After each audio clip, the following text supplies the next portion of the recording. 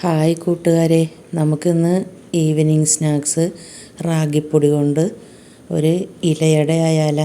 ഇതൊക്കെ നഴ്സറിയിൽ നിന്ന് കിട്ടുന്നതാണ് കേട്ടോ.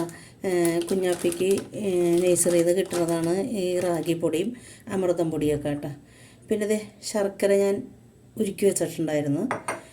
പിന്നെ ഇത് ശർക്കര ഞാൻ നേരത്തെ ഒരു റെസിപ്പി റെഡിയാക്കിയപ്പോൾ അതിൽ ഞാൻ നുറുക്കിയെടുത്തതാണ്. അതിൻ്റെ ബാക്കി ഞാൻ മാറ്റി വെച്ചിരുന്നതാണ്. അത് ഞാൻ ഇട്ട് കൊടുക്കുന്നുണ്ട്. പിന്നെ ഇത് ഒരു മുറി തേങ്ങ ഒന്ന് ക്രഷ് ചെയ്തെടുത്തിട്ടുണ്ട്. പിന്നെ ഇത് ഒരു പഴം, ഇതൊന്ന് ചെറുതായിട്ട് നുറുക്കിയെടുക്കാം കേട്ടോ. ഈ ഒരു കപ്പിൽ 2 കപ്പ് പൊടി എടുക്കുന്നുണ്ട് കേട്ടോ. ഗ്യാസ് കത്തിച്ചിട്ട് ആ ശർക്കര ഇട്ട് കൊടുത്തിട്ടുണ്ട് കേട്ടോ.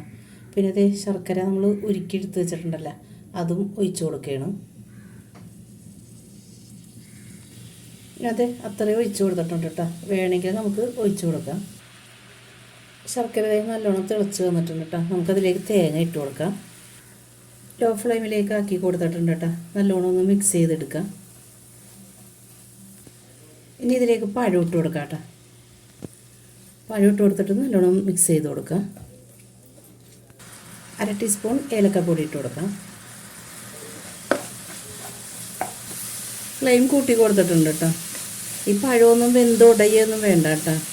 നമ്മൾ ശർക്കര ഒഴിച്ച് കൊടുത്തില്ലേ, ഒന്ന് വറ്റി വന്നാൽ മാത്രം മതി. തേങ്ങയിലേക്കൊക്കെ നല്ലോണം പിടിച്ചിട്ട് ഒന്ന് വറ്റി വന്നാൽ മാത്രം മതി. ഗ്യാസ് ഓഫ് ചെയ്യാം കേട്ടോ. ഇത് മാറ്റി വെക്കാം, ഒന്ന് ചൂടാറി വരട്ടെ. റാഗി പൗഡർ 1 കപ്പ് ഇട്ട് കൊടുക്കുന്നുണ്ട് കേട്ടോ. ഇനി 1 കപ്പ് കൂടി ഇട്ട് കൊടുക്കാം. ഇത് 2 കപ്പ് നിറച്ചിട്ട് കൊടുത്തിട്ടുണ്ട്. പാകത്തിന് ഉപ്പ് ഇട്ട് കൊടുക്കാം. 1 കപ്പ് വെള്ളം എടുത്തിട്ടുണ്ട് കേട്ടോ. അത് കുറേശ്ശെ ഒഴിച്ചിട്ട് ഒന്ന് കലക്കി എടുക്കാം കേട്ടോ. കുറേശ്ശെ വെള്ളം ഒഴിച്ചിട്ട് ഞാൻ കലക്കി എടുത്തിട്ടുണ്ട് കേട്ടോ. എനിക്കിത് 2.5 കപ്പ് വെള്ളം ഞാനിതിൽ ഒഴിച്ച് കലക്കി എടുത്തിട്ടുണ്ട് കേട്ടോ.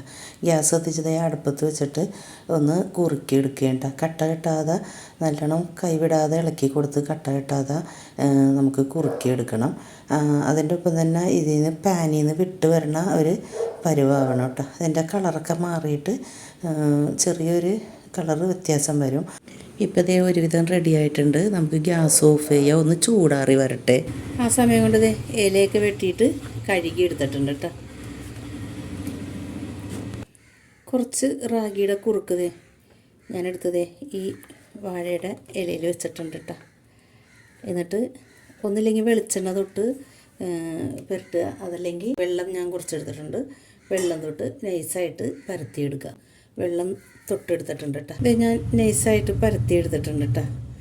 ഇനി നമ്മൾ ആദ്യം തയ്യാറാക്കി വെച്ചില്ലേ ശർക്കരയും പഴവും തേങ്ങയും ഏലക്കപ്പൊടിയൊക്കെ ഇട്ടിട്ട്, അത് നമുക്ക് ഇതിൻ്റെ മുകളിലിട്ട് കൊടുക്കാം കേട്ടോ. ഇത് ഫില്ലിങ്ങും വെച്ച് കൊടുത്തിട്ടുണ്ട് കേട്ടോ. നമുക്കിനി ഇതൊന്ന് ഇങ്ങനെ മടക്കി കൊടുക്കാം. അതെ, മടക്കി കൊടുത്തിട്ടുണ്ട്. എന്നിട്ട് നല്ലോണം ഒന്നിങ്ങനെ അമർത്തി കൊടുക്കാം കേട്ടോ. അപ്പോൾ കുറച്ചും കൂടി ഇങ്ങനെ പരന്ന് വന്നോളും. ഇത് റെഡി ആയിട്ടുണ്ട്. ഇത് മാറ്റി വെക്കാം.